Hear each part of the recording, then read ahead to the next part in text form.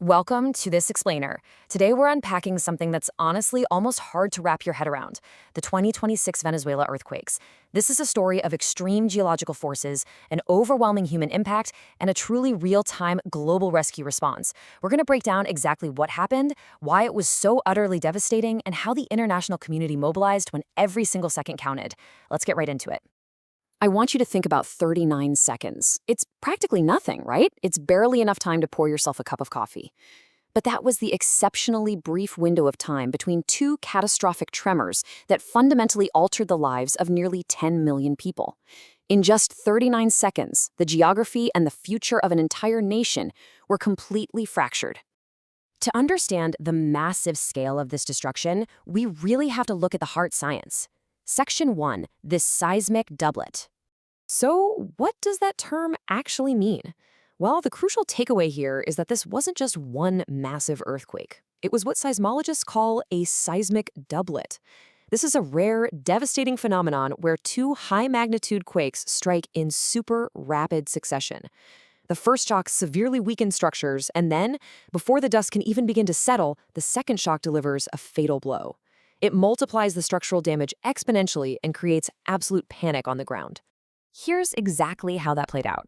On June 24th, at exactly 6 p.m. local time, a magnitude 7.24 shock violently shook the region. And then, just 39 seconds later, an even stronger magnitude 7.5 main shock hit. These were shallow strike-slip earthquakes originating near Moran and Yumare. And the terror definitely didn't end there. Over the following days, the region was battered by more than 430 aftershocks, keeping the population in a constant state of high alert and making it impossible to return to whatever was left of their homes. The sheer reach of these shockwaves was staggering. The massive impact zones stretched right across Falcón, Yarcuy, Carabobo, Aragua, and Miranda. In fact, the shockwaves were so powerful they were felt as far away as Martinique and the Brazilian Amazon. That's over 1,700 kilometers away. Right there in the immediate impact zone, an estimated 530,000 people were exposed to severe or even extreme shaking. But the physics of the event, as intense as they are, only tell half the story. Section 2, a nation in ruins. Take a look at this number, 68,900. It's incredibly sobering. In the chaotic hours right after the shaking stopped, that is how many people were initially reported as unaccounted for by their families.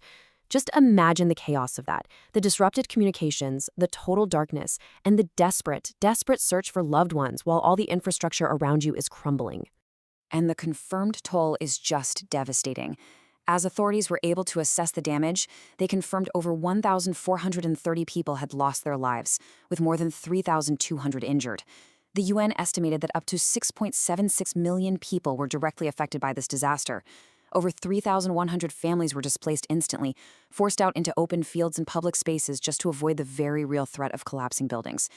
Now, economically speaking, the blow was massive. Preliminary satellite assessments using the UN Development Programme's Rapida tool estimated the direct physical damage at $6.7 billion. To put that into perspective for you, that is roughly equivalent to 6% of the country's entire gross domestic product. And keep in mind, that figure only accounts for housing and physical assets. It doesn't even begin to touch on the long-term economic disruption. So, why was the destruction so absolute? To answer that, we need to look at what was actually built on the ground. Section 3, the root of vulnerability. It really comes down to a fatal mismatch. You have these tremendous, relentless seismic forces, magnitudes 7.2 and 7.5, crashing head-on into highly vulnerable infrastructure. The predominant building materials in the affected areas were unreinforced masonry and adobe structures. These kinds of materials, they just can't flex. They can't withstand the shearing forces of a doublet earthquake. Because of that, over 204 buildings suffered complete and total collapse, and hundreds more were severely damaged. And geography played a really cruel role here too. Over half of the population in the capital, Caracas, lives in informal hillside settlements. So these areas weren't just exposed to the shaking, they were at an extreme risk for earthquake-induced landslides. The terrain itself literally became a hazard, which completely amplified the disaster and made evacuation and rescue operations incredibly difficult. But in the face of all this unparalleled devastation, the world didn't just sit by and watch. Section 4, the Global Rescue Mission. The international response was immediate and massive. Coordinated by the United Nations, we saw over 2,200 urban search and rescue specialists and 140 search dogs deployed from 27 different countries. You had Red Cross, civil protection, and international teams working shoulder to shoulder, digging through the rubble of collapsed structures in places like La Guaira, which had essentially been declared a total disaster zone. Out in the field, these teams were navigating incredibly dangerous, unstable debris, while medical professionals were treating traumatized survivors right there in mobile units. And every single rescue was this huge beacon of hope, like that unbelievable moment when an 11-year-old boy was pulled alive from the rubble in Carabaleta days after the initial shock. It was an absolute race against the clock, fueled entirely by global solidarity. But pulling survivors out of the wreckage is really just step one. Section 5, Humanitarian Response and Recovery. That initial rescue effort quickly had to pivot into a highly structured humanitarian response, and the logistics involved here are just mind-boggling. The UN and agencies like the Red Cross had to target massive, life-saving goals immediately. We're talking WASH, which stands for Water, Sanitation, and Hygiene, for 150,000 people, because the primary clean water pipelines were totally destroyed.